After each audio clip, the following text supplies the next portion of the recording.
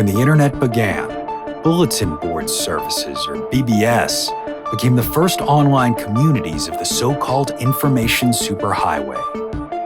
Using their phone lines, people logged in from all over America to talk about sports, games, movies, and on one BBS in particular, share their ghost stories.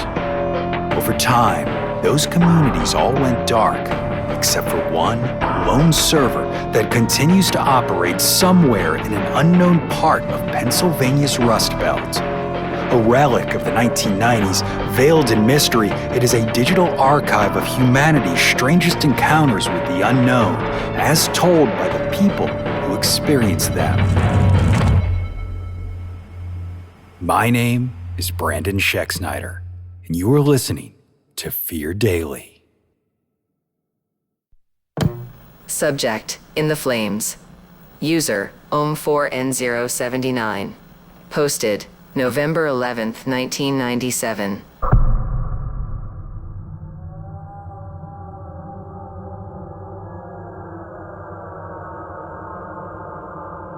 They say fire talks to those who listen. Most people don't know what they're hearing, but I do.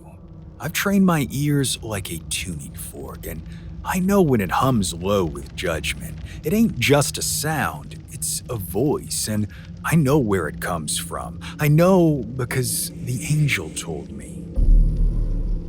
He comes in smoke and light just behind my eyes, and he shows me where the nests are.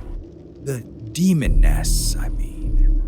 Places where the rot gathers, where the walls sweat and the tiles shift and something old rides beneath the carpet padding. I know how that sounds, but you're not me.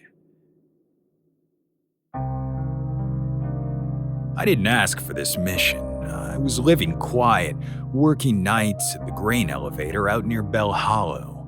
That's about 30 miles outside Davenport if you're not from around here. Spent most of my paycheck on coffee and Marlboros and lived in a one-bedroom apartment above a laundromat with a crooked floor and a window that whistled in the wind. Nobody bothered me. Nobody ever asked me questions. It started after the fire at the Emerson plant. I didn't set that one, but I watched it burn from the railroad overpass. I was drinking from a plastic bottle of warm beer and listening to the pop of metal sheeting as it peeled away like burnt skin, and right then, clear as day, a voice inside me said, "You could do better than this." I don't mean it was in my head. I mean, it was in me, like it was built into my bones. That night, I dreamed of wings made of fire.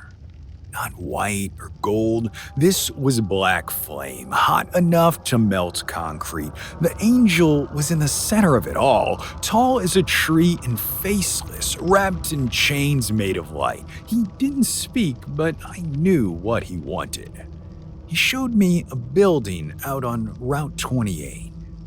The old medical office that used to be a vet clinic before the war. I hadn't thought of that place in years. When I woke up, my hands were already moving.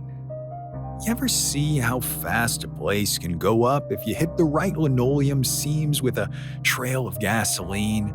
I have. I watched from the cornfield, biting the inside of my cheek until I tasted copper, and I waited for the angel to show himself again. He didn't. Not right then, but the next week, the dreams came back. More nests. A trailer out near the quarry, a farmhouse with a boarded-up well behind it, an old bar called June's where the tile in the men's room had buckled like something was breathing under it. That's where it was worst. You could feel it in your teeth. I lit that one with a road flare and did not look back. Each and every time I burned one, I felt lighter, like like I was being pulled into the air by the ribs. Police put out warnings, local news ran stories. There was talk of a serial arsonist, and they even brought in a profiler. Said I was escalating, like they knew what I was doing. They didn't. They still don't. They think I'm sick. Maybe I am, but I ain't wrong. Because here's the thing nobody talks about. There's places in this world that are wrong before you even touch them. I don't mean cursed, I don't mean haunted, I mean off. You ever stand in a room and suddenly feel like the light's too dim, even though the bulbs are on full blast, or like something's watching you from behind the mirror? Those places got built on demon breath, and the angel, he's trying to fix it. He just needed hands, and mine were free. The last one I said wasn't a nest. Not at first. It was an old schoolhouse that turned into a halfway home. You might think that'd give me pause, but you didn't see what I saw. You didn't hear the buzzing in the walls or the shadows that shifted against the tile even when no one moved. One night, I waited in the parking lot with a thermos of black coffee and watched the roof sag like something heavy was crawling across it from the inside. A kid came out and stared up at it like he saw it too. He didn't say anything, just smoked a cigarette and went back inside. I took that as a sign. The flames came up through the windows. They were green. First time I ever saw that, and when the angel appeared again, taller than ever, with light pouring out between the cracks in his limbs, he said, "We're almost done." But then something changed. The next dream didn't come with fire. It came with ice and with silence. I was standing in a field alone, and there was a house in the distance with no lights on. I didn't know it, but I knew I had to go there. The angel stood beside me. He didn't glow anymore. He was flickering, twitching like bad film stock. I looked at him, and for the first time, I saw his face. It was mine. Burned, blackened, hollow-eyed. And he said, "This is the last one." I knew what he meant. I'm telling you this now because the wind is picking up and the old garage I've holed up in ain't gonna hold back the smoke forever. I've got my last can of gas, got the flare in my pocket, same kind I used for June's. I'm sitting under the beams where my father used to hang deer carcasses in the fall. He didn't talk much, but I'm pretty sure he'd understand.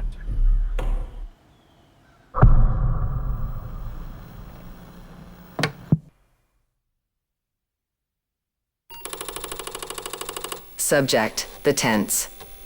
User, J3R1XN2. Posted, June 29, 1998.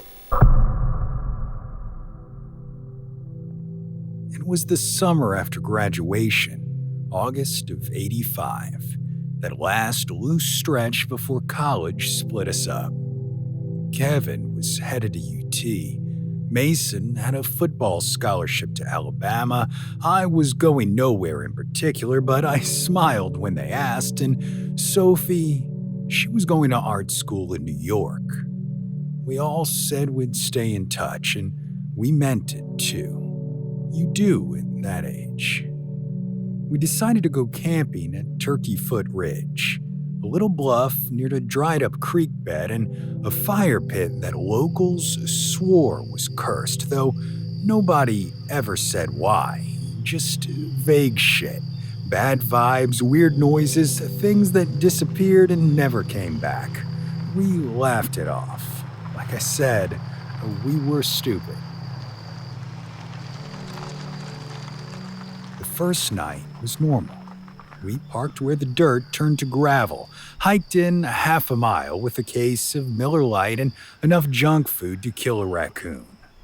We set up 2 tents, one for the guys and one for Sophie. We built a fire, told stories. Kevin played his little travel guitar until a string snapped. Sophie painted glow-in-the-dark nail polish on her eyelids and scared Mason half to death. It was dumb and loud and full of the kind of laughter you think will never leave you. I think the quiet started around 2 a.m. I woke up to a sound I could not place, not twig snapping or an animal rustling. It was rhythm, human, but not. Chanting, low and deep, like someone humming from the back of their throat with no words, just tone. I sat up.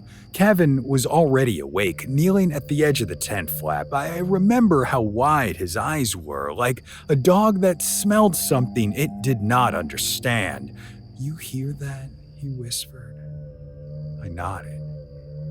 We unzipped the tent like it might scream if we did it too fast. Outside, the air felt wrong.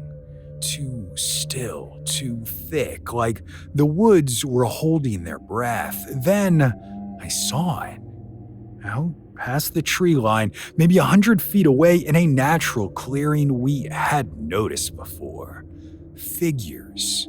A ring of them, tall, thin shapes, almost human but not quite. Limbs too long, faces in shadow, hovering, not floating like in a dream, hovering, like the way a hawk hangs in place just before it drops.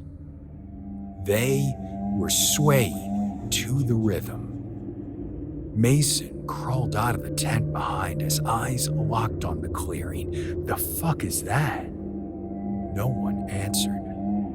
The chanting built. Not louder, just thicker, like it was coming from inside the trees, inside us. And that's when we saw the center of the circle. There was something there, someone, a body struggling. We couldn't see their face, but they were small and pale, bound in something black and wet looking. They were lifted, but no hands touched them. They just rose, and we could hear them screaming behind the chant, the sound caught in their own mouth like it didn't want to leave. And then the figures turned. Not all at once, just one, slowly, as if it had heard a different rhythm. It didn't look at us. Not exactly. It didn't have eyes, not that we could see, just this long, featureless head that tilted in our direction. That's when the sound changed. It stopped being chanting. It became something else, a screech maybe, but not with ears, something that scraped across your spine and rattled your ribs like you'd swallowed broken glass and it was waking up inside you. We ran. No coordination, no plan, just instinct. Mason screamed. Sophie was already gone, feet barely touching the ground. Kevin grabbed my sleeve but let go when he tripped over a root. I didn't look back. I couldn't. I ran until my legs failed, until my lungs felt like meat. I collapsed in the ditch alongside the old mill road, bleeding from the knees and shaking so hard. My teeth clicked. The four of us found each other the next morning at the gas station by Route 8. All of us barefoot, dirty, covered in scratches and mud. No one said a word about going back. Not for the tents, not for the coolers, not for Sophie's wallet or Mason's keys or even Kevin's guitar. We left it all. Whatever we saw that night, whatever was out there, it wasn't meant for us. It wasn't human. I don't think it ever was. A few weeks later, Sophie called me. said she'd been having dreams. Dreams about tall figures that spoke in backwards music. Kevin said had gone mute in his sleep for 3 nights straight. Mason tried to laugh it off until he punched a hole in his bedroom wall because he saw something standing in his closet. Now, I don't talk to them much anymore. We drifted, as people do, but sometimes in the small hours of the morning when the house is still and the wind cuts sideways through the trees, I hear that rhythm, faint, familiar, and my legs get tense, ready to run. I know we were not supposed to see that. I know it saw us anyway.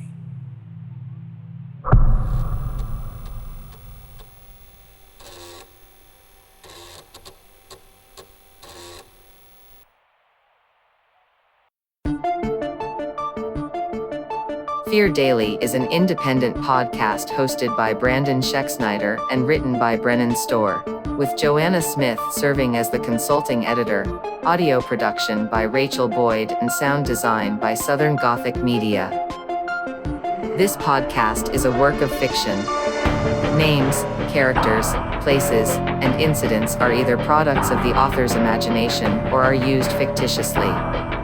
Any resemblance to actual persons, living or dead, or to real events or locations, is entirely coincidental. Ad-free versions of Fear Daily are available now on your favorite podcast apps.